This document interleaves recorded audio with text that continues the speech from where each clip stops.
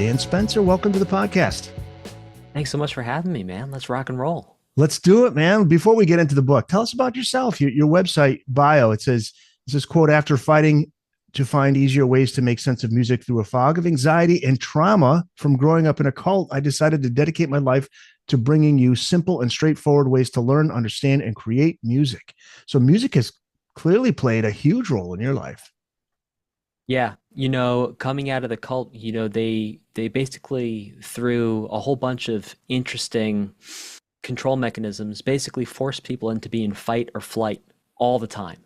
And so everyone's kind of in this constant state of anxiety and always monitoring themselves. And growing up in that, it basically trains your nervous system to sit in that state. And if you don't know that that's what's going on, it's like a fish in water. You don't really know the difference between being so like the first time I was relaxed was when I was like 26. Wow. Like real talk. So Like you the were in first it time I from was not in like legit fight or flight was when I was 26. 26. How long were you there? From childhood? Yeah, from childhood. And the real thing was too, it's that my mom was in it when I was developing inside of her. And they've done a lot of studies on mothers. And when mothers are in fight or flight during pregnancy, it actually trains the child to also be in fight or flight basically from the get-go. It kind of hardwires it into the system. Wow. Yeah, yeah. So it's been such an incredible opportunity to really dive into what growth mindset means and what self-development means to try and sort of take myself from this factory setting state and then bring myself into being like a reasonable human who can just have a beautiful life and help other people and relax and have agency. So that's just been really incredible. And all of these things I've found along the way have influenced what's turned up in books. So for example, my latest book, The 14 Unshakable Laws of Learning Music, in the whole first section, it's just breaking all these false ideas people have about what it means to play music and what it means for them to play music. Like people be like, I'm too old, I'm bad at music, I'm not talented enough. And all of these things I really had to examine inside of myself and break them one by one on my way to, continuing recovery. And so it's me turning around and saying, oh, you don't have to have been raised in a cult. You don't have to have a crazy origin story of like people brainwashing you for this to work for you. Yeah, Because this is not your right, usual story. exactly. Like I've taught hundreds and hundreds and hundreds of students, whether it's voice, guitar, songwriting, everything. And it's like these stories keep on coming up again and again and again for almost everyone. They're almost universal beliefs. So going through and breaking them one at a time then allows people to be free to go and pursue their dream in music and do what it is they really want to do. And how did music come into the picture? Like, when did you discover music? When was the moment you thought that music was actually going to save you in a big way?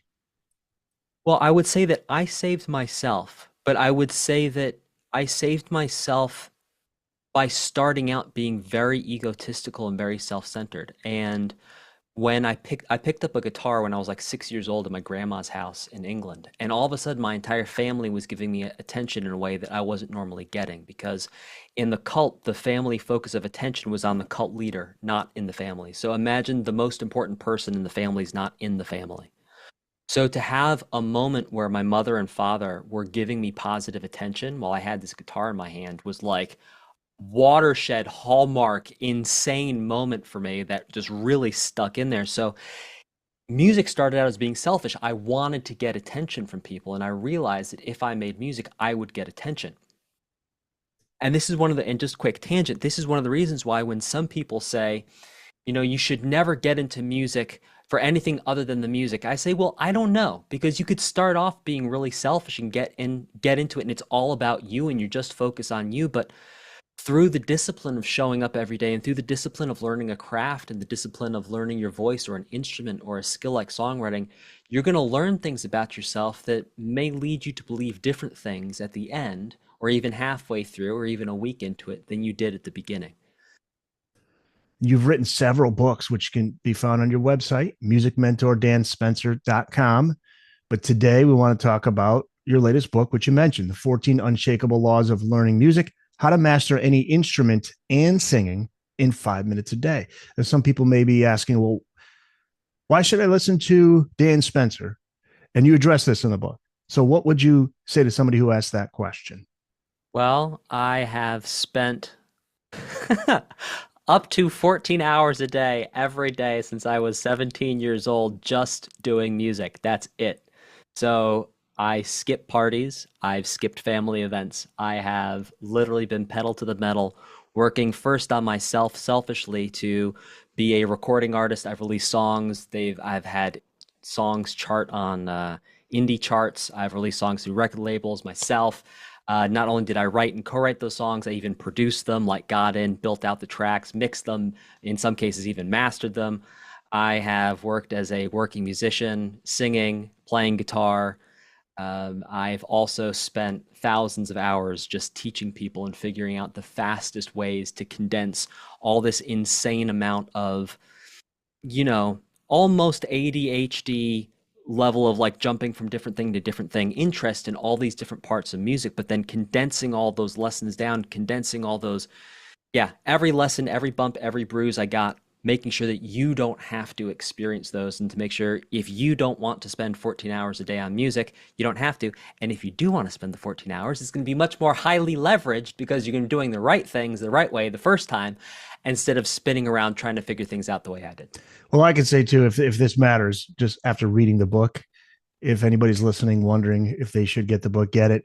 You are legit. Yeah, you noticed before we started recording, you said, I like that Van Halen poster behind you, or it's like a banner.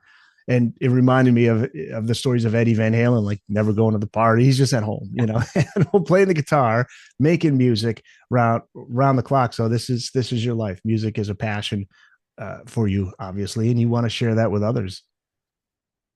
So, Absolutely. And Eddie's a huge, huge, huge inspiration in that. I read oh, about him when I great, was like great. 17, and then I read about his work ethic, and I was like, oh, yes, let's do that. Right. He was obviously born with this gift, but he worked hard at the same time. So it's kind of like the Michael Jordan of music. Michael Jordan was gifted, but he worked his ass off for a very long time. And in fact, even Yeah. he improved as he got older. I remember they used to get on him. He's not a great defensive player, and then all of a sudden he's a great defensive player because he worked at it. So that's an He, interesting point. he almost got cut from his college team because he Yes, wasn't working. exactly, So you exactly. you can be the Michael Jordan of anything you're doing, and if you're not putting in the work, you ain't the Michael Jordan of whatever it is you're doing. Well, and just to segue into the next question, which has to do with that, because according to the statistics, when I look at people who listen to the podcast, it's mostly because it's classic rock, mostly between the ages of mid 40s to mid 60s. Many in that age group may say, Dan, you know what? I'd love to be a musician, but it's too late. I'm too old to start learning. I don't have the time. What do you say to them?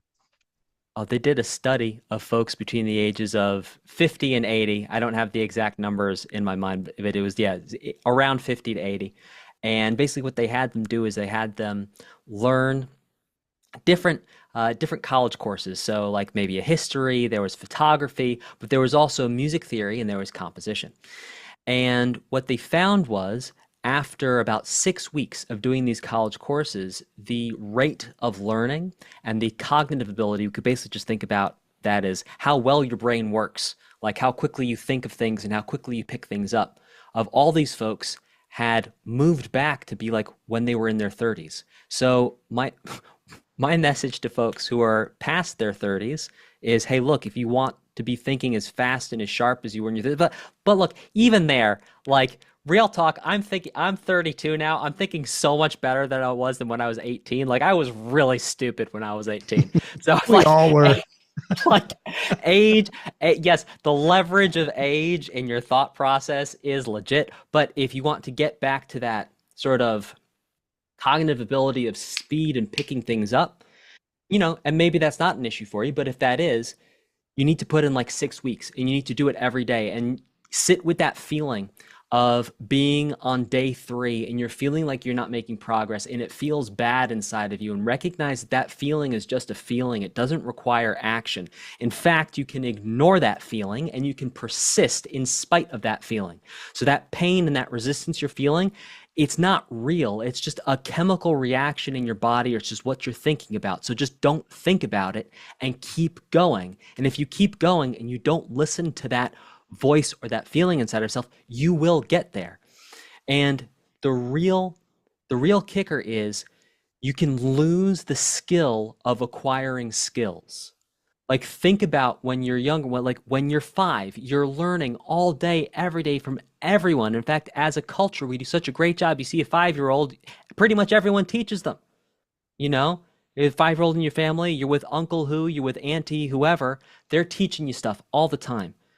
But if you lose the habit of learning new things all the time, that muscle atrophies. You get weaker at the skill of you get weaker at the skill of learning new things. So all you got to do is just practice learning new things, and then that muscle develops, and then you're able to learn more things faster because you're better at learning things. And then there's the inner voice that you refer to, and the criticism that comes from others. So that's the other thing I want to ask you about. There are stories of famous musicians who were told they weren't good. The Probably my favorite, maybe the Roy Orbison story, where his music teacher said, "You're never going to make it, kid." Roy Orbison. Okay, you write about how to deal with somebody who's telling you you are bad at music. What is your advice? Well, first of all, I'd question how believable that person is. So if I played guitar and I was talking to, let's say, a Richie Sambora or oh, I don't know. Yeah, let's go with Richie Sambora. And he said, "You're not good at guitar." I would say, okay, that's believable. He's very good at guitar. He's listening to me play. He says not good. But here's the thing. You have all the power in your life. And so what you need to do, well, not what you need to do, but what I invite you to do to claim that power is after anytime anyone gives you agency, excuse me, anytime anyone gives you feedback, is put your agency to it. So someone says you're not good at guitar. Say to yourself, okay, I'm not good at guitar right now.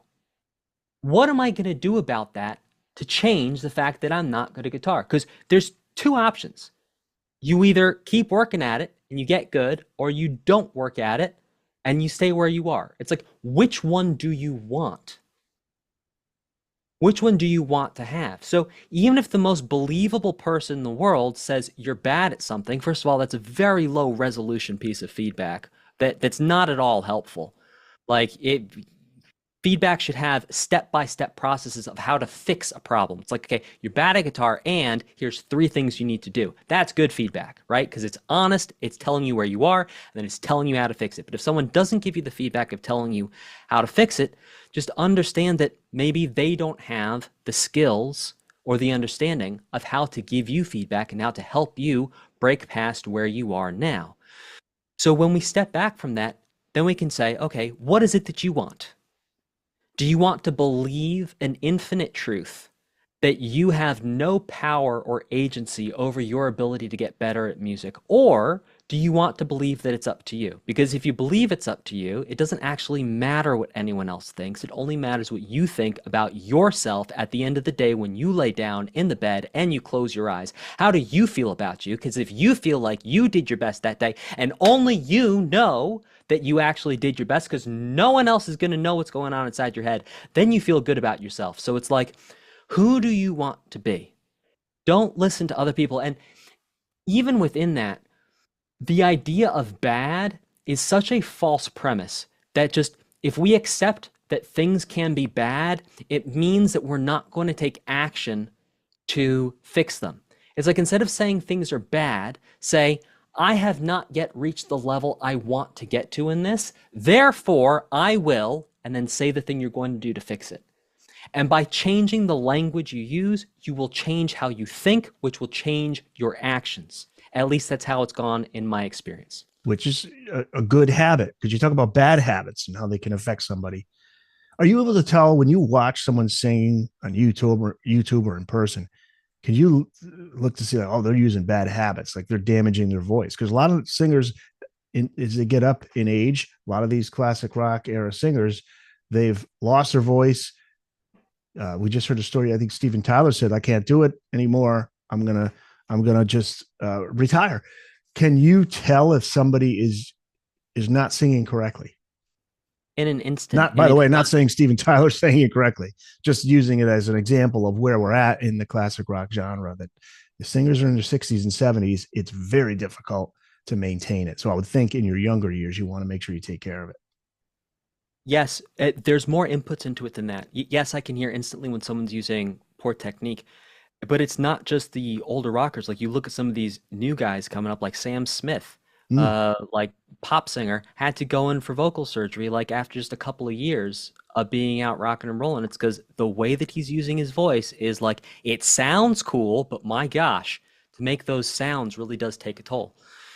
And with the classic rockers too, it's not just that they did bad habits, but it's that naturally as you age, your voice lowers. Like you listen to anyone who's been in public life, or you go listen to recordings of yourself when you were like 20. Yes, your voice is already, if you're a male, your voice is already changed, but you're going to hear your voice is much higher than it is in your 40s, and it's much higher than it is in your 60s.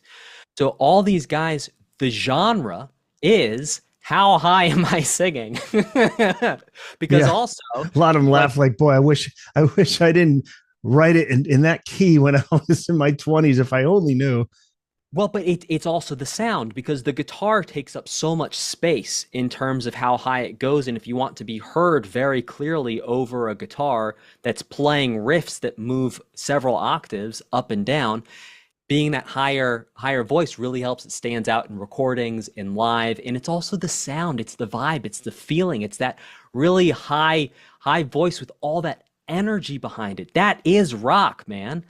So it's like, and yes, we can find edge cases and exceptions where people sing lower, fine, but like by and large, that is the sound, especially classic rock. Like you look at the 80s, like that's it. 70s, maybe not quite so much, but still, there has been since the 60s, late 60s, it's guys singing high in that range. So naturally, what happens is because they're singing high in that range, you fast forward 60 years, it's going to be harder to sing high in that range. Even if you did everything perfectly, those notes are not going to be the same to hit as when your body was 40, 50 years younger. There were stories of Kurt Cobain being told back then that if he kept singing the way he did, he would have blown out his voice.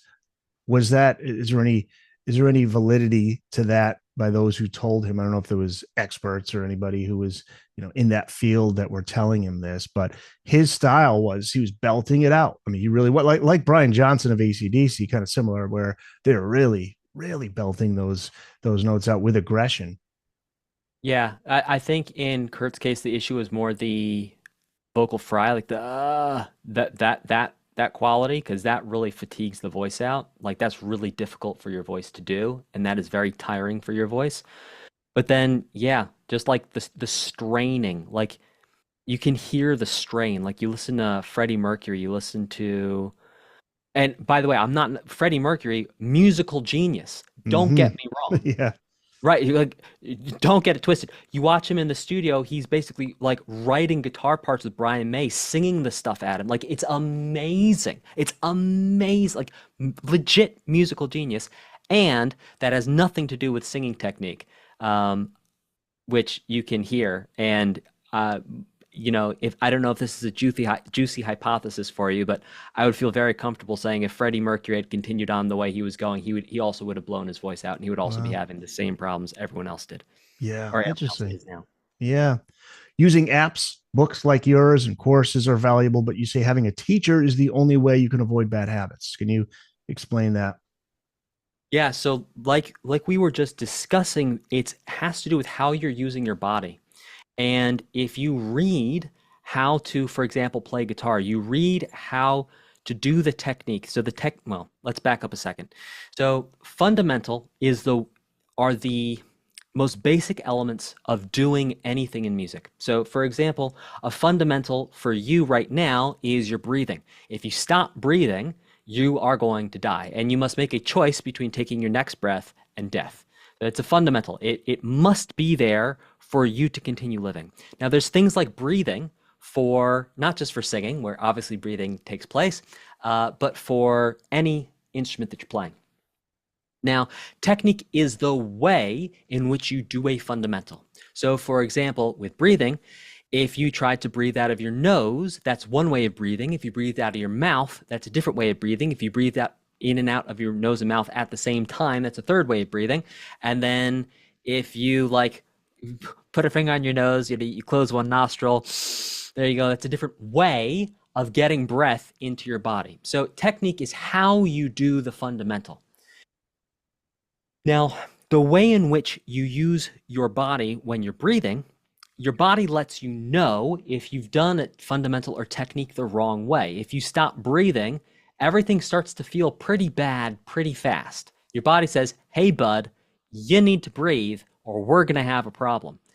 When you're playing guitar, unless you're doing something that actually hurts, like you're trying to bang the guitar with your hands or you're trying to play it with your wrist twisted backwards, something that's totally unnatural that would hurt anyway just because you're doing something weird with your body, you're not going to experience the same survival level pains when you do a fundamental with the incorrect technique. So you could actually be starting, continuing, and stopping your progress using bad habits right now. And bad habits are using your body in a way that will not get you to your goals in alignment with the instrument. So you're trying to play guitar. Bad habit would be holding so much tension in your hands that you cannot move very quickly because tension stops you from moving quickly. And if you hold so much tension, that's poor technique. That's going to stop you from moving quickly. It's going to stop you from doing whatever it is you want to do, whether it's just playing chords or playing guitar solos, whatever it is, it's going to stop you from actually being able to reach that. So obviously you could just say, okay, relax. But then that only gets you part of the way there because so many people are unconscious of where they hold tension and how much tension they're holding. And that becomes the technique that you need to sit down with a teacher because I've taught so many guitar lessons where it's like I'm just sit there for an hour just going, relax the left hand some more, relax the left hand some more, relax the left hand some more, drop your right shoulder, breathe. And it's literally just coaching people through, even though you told them the blanket statement, the blanket goal was let's relax. You have to get so precise on an individual person basis to teach those habits and make the habits ingrained in the person to be relaxed because it's not just am I relaxed or am I not relaxed? It's on a continuum. It's how relaxed am I? What's the minimum viable effort that I'm exerting to get the result that I want? And so you can read about techniques in a book. You can have an app tell you the techniques. You can watch technique on YouTube or in a video course. But none of those are going to give you the personalized feedback of what you need to do with your body to optimize and get to the place you want to go. So that's why I always say, listen, if you want to use books, if you want to use video courses, those are awesome. Those are fantastic resources. Apps too, incredible resources. There's so many incredible features. Like it can help you keep track of when you've made mistakes or not. Apps can do. It's so cool. But use all of those in concert with a teacher because the teacher's going to be able to pinpoint the things you actually need to do with your technique that all of those other examples are not going to show you because you can be watching that video, but you have no idea how it's supposed to feel in your body. Dan Spencer, he's the author of the 14 Unshakable Laws of Learning Music, How to Master Any Instrument and Singing in 5 Minutes a Day, one of many books in this area. So we'll talk about that in a little bit. After you received your first diploma in music, you were teaching students things they didn't need to know, you say. They got overwhelmed, lost interest about things that didn't matter. What were the changes that you made? Well, I started off using all the old music books that it's like, okay, and following the order in which they went, which was like, all right, you're gonna learn a scale, and after you, but before we play it, like you want to play Sweet Home Chicago as played by Buddy Guy, and you just want to play that solo so bad, and I'm like, all right, let's learn to play a C scale, and just like the discrepancy between those two things and the absolute lack of interest that the student has for playing is like, there's no way. I mean, yes, tangentially, I can relate playing a C scale back to the goal of playing the guitar solo from Sweet Home Chicago, as recorded by Buddy Guy. But man, it's like it ain't. It's like that's a stretch for Yeah. for any reasonable person who can like think. So what I started to do is I started to think, okay, how do we actually get you to your goal? And how do we actually get you to your goal now instead of later? And how do we minimize the number of things and minimize the amount of time and effort it needs to take you to get to your goal? And by doing that, we started to delete steps, delete steps, delete steps, delete steps, delete entire concepts of things. It's like I used to make everyone learn how to read music. Everyone. And I'd have this whole soapbox speech. I'm like, oh, it's important for this. And I could tie it back to so many things. And like, I'm a decent sales guy when I want to be. So like, I could sell people on it. But like, real talk, again, our example, you just want to play some Buddy Guy solos. You want to play some, whatever it is, Freddie King. You want to, play some Slash solos, like whatever it is. You don't need to read music to do that. You don't at all. And to do that is really, really, really wasting your time unless you have a secondary goal, which is also like, I want to be able to. Some people have a goal. Look, I want to be able to go onto a sheet music website, buy anything, and play it because I want to be able to read it. Like, I want that level of agency. And maybe that's easier for them too. So some people, the ear training comes a little bit slower and the reading comes a little bit faster. And for those people, I'd say definitely your strengths. Steve Vai talks about this. Steve Vai, if you don't know him in and of himself for playing guitar, I believe he played guitar for He played for my man David Lee yes, Roth. Yeah. yes, White he played for Snake. David Lee Roth, Whitesnake. Thank you. Yeah. But he's had And a prolific solo career to this day. yes, and he always talks about leveraging your strengths. So take a page out of Steve Vai's book and leverage your strengths. If you can hear things and pick it up fast, maybe you don't need to learn music. Like Earl Slick never learned how to read a lick of music and has played on so many incredible Yeah, that's what I sessions. wanted to ask you about. Yeah, there are Yeah, musicians who say I don't even know how to right, read music. So right, because I was going to ask it if comes that's down to important, but not necessarily. no, it comes down to pattern recognition. So my question is, how quickly can we get you to recognize the patterns of music to get you to your goal? And some people recognizing the patterns just through listening is their fastest way to get it. Some people recognizing visually the patterns is their fastest way to get it. Some people Mm. are kind of even, they're in the middle. Yeah, because they So talk it's about like, playing by ear. exactly, right. If that's the easiest thing for you, leverage that. You might get hit by a bus tomorrow, and we only have so much time. So it's like, do the thing you want to do it now, and go all out in it, and like squeeze the juice. Like every day when my fiance leaves the house, I look at her and I say, squeeze the juice out of the day. I might not see like real talk. I could like so many things happen. I might not see her at the end of the day. I might not make it to the end of the day. I'm not saying I want to die. I'm just saying like this is the reality of living life. So it's like, what is it that you want to do? Don't do the stuff you don't want to do. Leverage the heck out of your time and go as fast as you can towards your goal. That's great advice. And I think about like with baseball too. Every baseball player has a different stance at the plate. However, it works for you. Some people look at it like, how the hell is he hitting home runs that way? That's the way he does it. And the Dude, other and thing with pitchers too. pitchers, the same thing. Now, the other thing that's interesting too is you alluded to basically just do it, learn as you go along. You learned to how to be a better teacher just by doing it and saying, this isn't working. Let me remove that. Let me adjust that. I say that with people always, some people will say, I want to start a podcast. What do I do? I said, just start, do it, get the equipment set up, go to, read articles, how to set things up.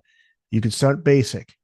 The key is to have a topic, start talking into that microphone. Don't worry about being perfect. Just do it. And then along the way, you start to develop your skills and find out things that you want to do and you want to stop doing.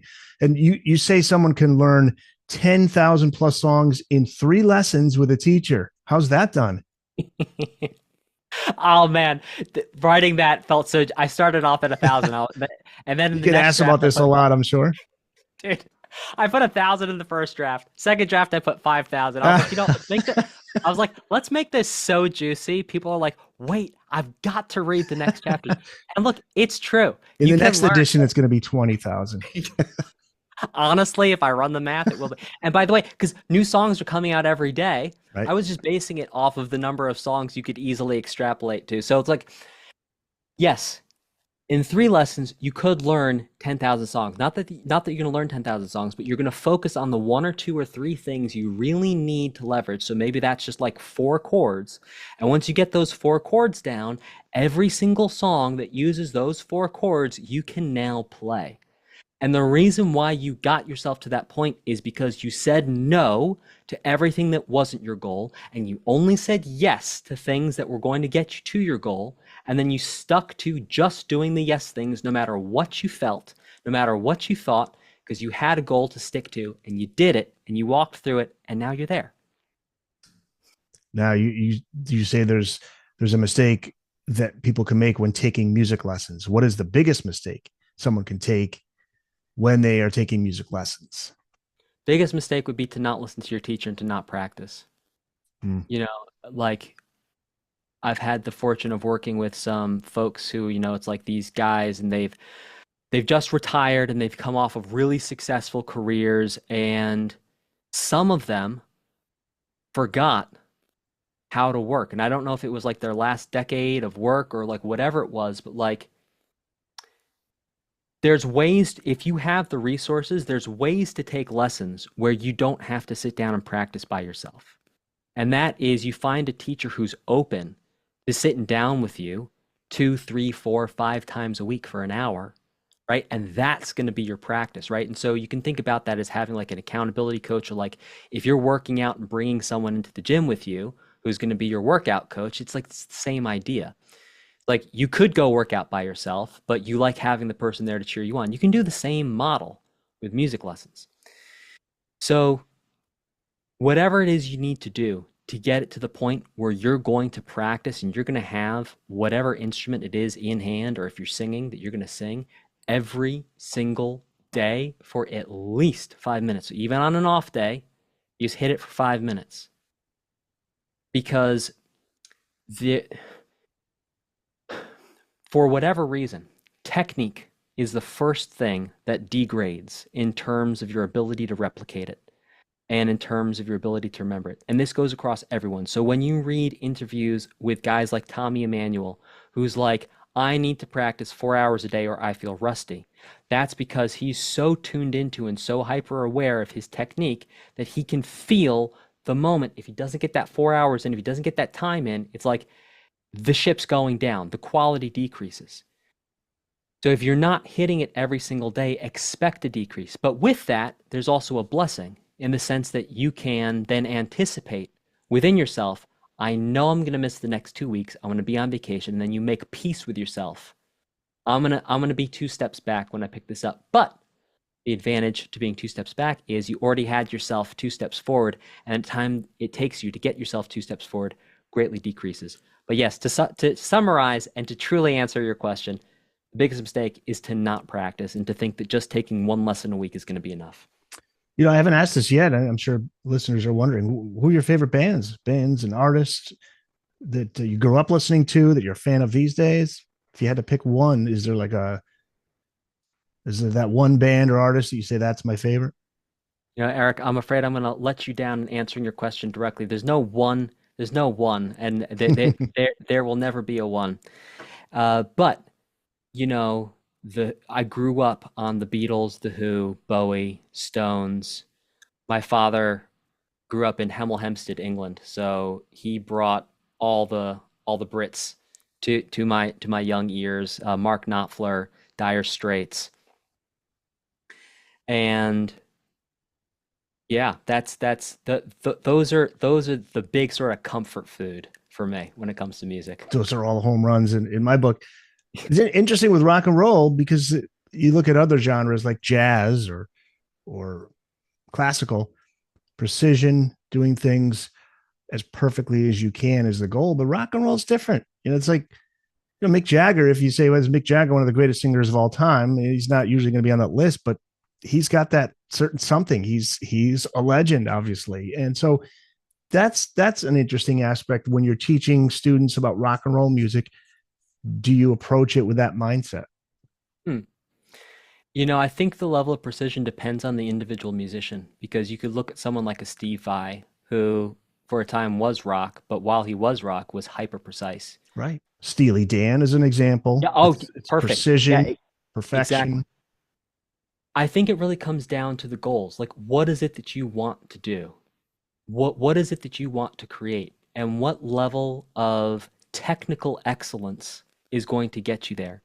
Because you can look at people who have a very low level of technical excellence and who are just insane and have incredible careers. It's not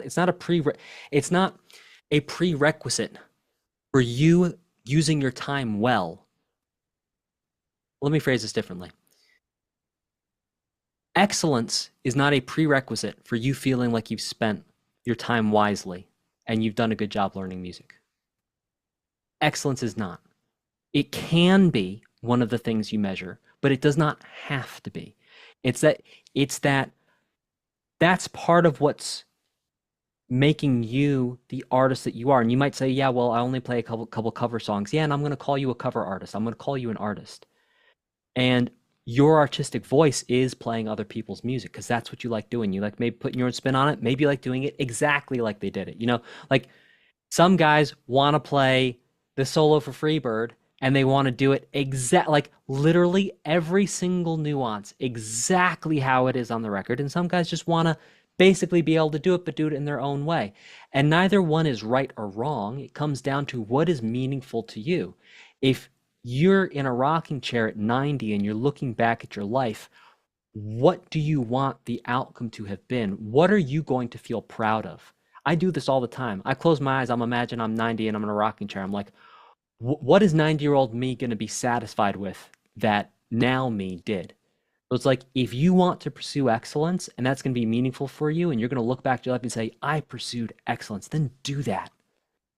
But if you want to look back and you say, you know what, I had so much fun. I didn't care about anything. I just kind of did it. I played along with the records. I sang along. I had a great time. Then do that.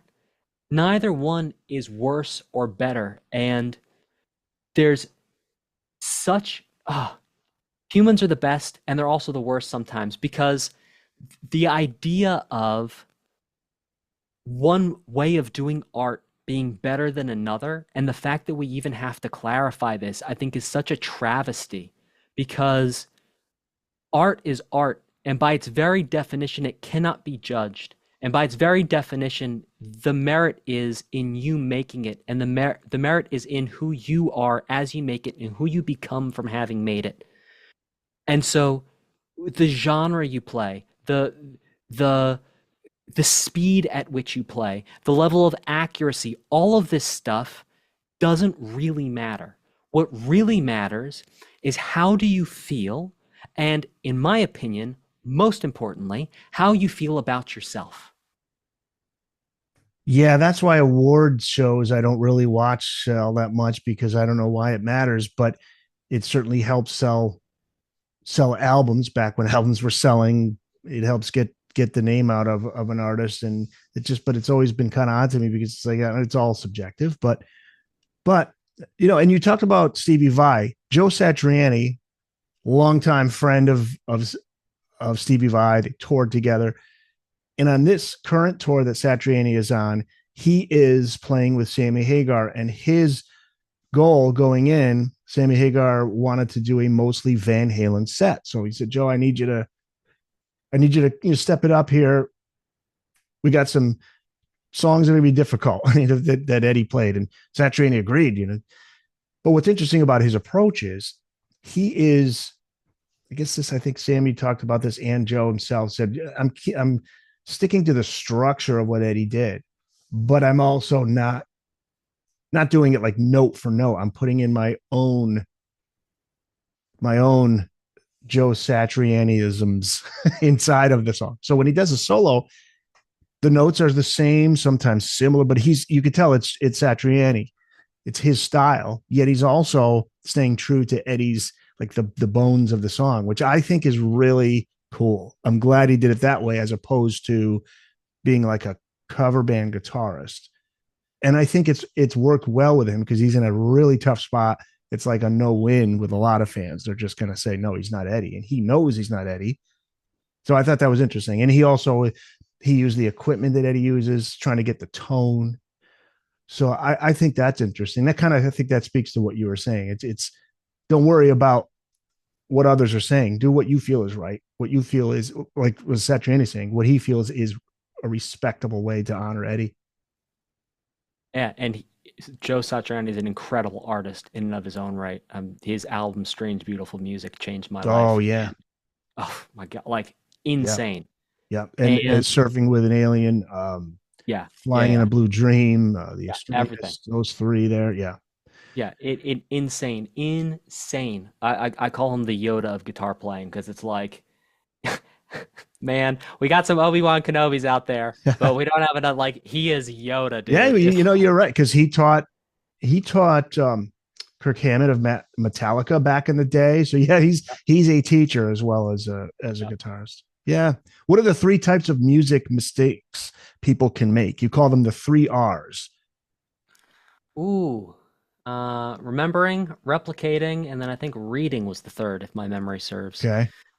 So replicating is you heard something and then you did it wrong, and that's down to like fundamentals and technique. Remembering is the chord progression was G, C, D, E minor, but you played it G, C, E minor, D. And then reading is you literally are reading the page and you make a mistake while you're reading. I've heard musicians talk about how they never learn how to read music, and we talked about that. And reading music can be overwhelming too. So when if somebody loses that motivation to get better at music because they're overwhelmed by all of that, what would you say to them? Are you just however you want to approach it, however you want to learn it, it's up to you. Well, part of the overwhelm can also come from poor teaching methods and poor like sequencing of information. So, like for example, not to be self-serving, but I'm going to be self-serving. My book, The Best Music Theory Book for Beginners, which is #1 bestseller on Amazon, it teaches you how to read music, and it teaches you to read music in a way that if you've never read music before, you get it. And like I just had a testimonial the other day come up in our community group of someone who just taught themselves to write compositions using the best music theory. Like they just went through the book and now they're writing compositions because it lays it out so plain. So it's like the question becomes, I'm having trouble reading music. Is the problem me or is it the material I'm using? And then within that, we have all kinds of nuance because if you're feeling frustrated, it could be you're feeling frustrated because of the source material, or it could be because you as a person have a very low tolerance for frustration and you get turned off of doing new things very quickly if there's a level of difficulty to them. So you have to suss that out on like a person by person level. But if you've given reading music a try, and like you've really tried, maybe it's not for you.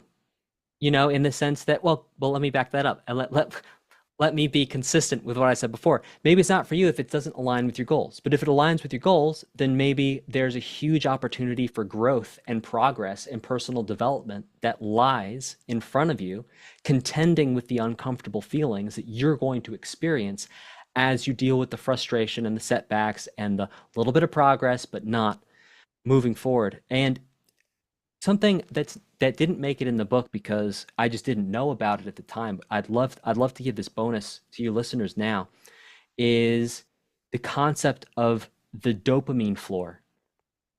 So there's all kinds of chemicals and things inside of your body that will drive you to do different things. So for example, you have hunger. Hunger, you're going to feel hungry no matter what. But learning new skills, if you don't get a reward learning the new skill, you don't get this chemical feedback inside of yourself when you feel good. This is one of the reasons why playing video games is so easy to do. It's because these guys have completely dialed in the reward system for you take an action, you get rewarded. You take an action, you get rewarded. You take an action, you get rewarded. So because you're not getting that same level of action reward cycle, and it might not be at the same intensity and it might not be at the same frequency, if you're learning to read music, if you can lower your dopamine threshold and lower your dopamine floor, it means you're actually going to find the process of working on something that you're not yet winning at super rewarding. And that in and of itself will become addicting and you're going to get much better at it much quickly. But that's only going to happen if your dopamine floor is below the amount of dopamine that's generated by that activity. So reading music is a low dopamine and a low reward activity. So if you spend 2 hours playing video games and then you try and read music, you're not going to spend that much time on reading music. Why? Because your dopamine threshold for how good you feel or at what point you feel a reward has been raised so high by playing the video games that after 2 hours of doing that, you need something to stimulate that good feeling of you making progress to actually make you want to continue forward. So I do dopamine fasts all the time, and I've set my life up so I lower my dopamine threshold as much as possible. So it's like if I have a business goal I'm working on, I do not play video games at all, like Wow. in any way, not on the phone, not on the console. I limit myself to either comedy, like stand-up comedy on the TV, or documentaries, or business content, because all of those are pretty low dopamine. Like if you watch an action movie, oh my gosh, at the end, it's like, bro, try not watching an action movie for a year and then watch an action movie. You're like, oh my God. It's like riding on a roller coaster at Six Flags. It's insane. It's crazy. And you don't realize it. Because I used to just watch action all the time. All the time. Like fantasy, adventure, action. Like hit me with a Bruce Willis movie. I'm good. And it's like you don't realize what a roller coaster that thing's taking your body on. And so if you can lower that dopamine threshold, all of a sudden staying consistent with something that doesn't feel very rewarding all of a sudden becomes incredibly rewarding, and your brain starts working differently and you start thinking differently about making progress, and you actually become significantly more motivated to do the thing that you want to do. And in my opinion and in my experience, the most important part of that is that it actually allows you to assess the opportunities of what you want to do much more clear-headedly, because you're not having this script in the back of your head of what's going to feel good filtering through and distorting the way you are assessing the quality of opportunities. Because if there's something that makes me feel really good, I'm naturally going to assign a higher quality percentage to me wanting to do it. Right? If I have the option of doing 3 things, one of them is the thing I really need to do to move my music forward. One of them is something that will keep me about where I am in music, but it feels good. And one thing is me just sitting there noodling without a metronome, backing track, or anything, and not progressing and not trying to come up with new ideas, but it feels fun to do. It's like that last one, it's like eating Cheetos. It's like, oh my gosh, it's fun while you're doing it, but bro, when you're done, you have nothing to show for your work. The middle one, it's like, maybe you got a meal at the freezer aisle. You know the Hungry Man meals. I don't know if you've ever had a week Oh, where you're yes. yeah. So it's like, okay, it's some decent food. You've maybe got some turkey breast on there. You got some mashed potatoes, but still, it's like maybe you feel a little phlegmy afterwards. It's not really giving you everything you need. And then the last one is like you're just eating whole foods. It's like high protein and you're exercising. And it's like, it's so much more fun in the short term to eat Cheetos. Like, bro, if I could eat Cheetos every day and like have zero negative repercussions, I would eat way more Cheetos than I currently eat. You Because and the it's so rest of much fun to eat society. Cheetos. Yes, Yeah, it's so right. fun. So it's just about lowering that threshold so that you can look at those 3 opportunities and say, it's not about which one makes me feel the best. It's about which one's going to get me the highest quality outcome over the short, medium, and long term that's in alignment with my goals. That is interesting. What a way to finish out this interview. That's perfect. The 14 unshakable laws of learning music, how to master any instrument and singing in 5 minutes a day. It's out now. You can find it wherever books are sold. And talk about the other books that people can find from you. Where can they find you online? You have a YouTube channel as well. You can talk about all that now. Yeah, check out the best guitar book for beginners, How to Read Music, if you want to read music. If you don't want to read music, want to play guitar, check out the best electric guitar book for beginners. It's two books in one. That's on Amazon. And if you're into acoustic, I have basically it's the same book, but with some swapped out stuff for fingerstyle for acoustic. And yeah, just check out my books on Amazon. Dan Spencer Music Books will bring up everything. You can check out my music theory series. There's workbooks. And if you want courses, which we didn't talk about, but you know, things that don't involve technique, you can use courses and books for. Those would be things like songwriting, music theory, composition, music production. You can check out my website, bestmusiccoach.com, and go check out the courses there. And yeah, there One you more, go. right? Music mentor, Oh yeah, danspencer.com. Is that another one? Because I'm looking at sure. that Yeah, one. and you can find me if hit me up on socials at Music Mentor Dan on all socials and yeah.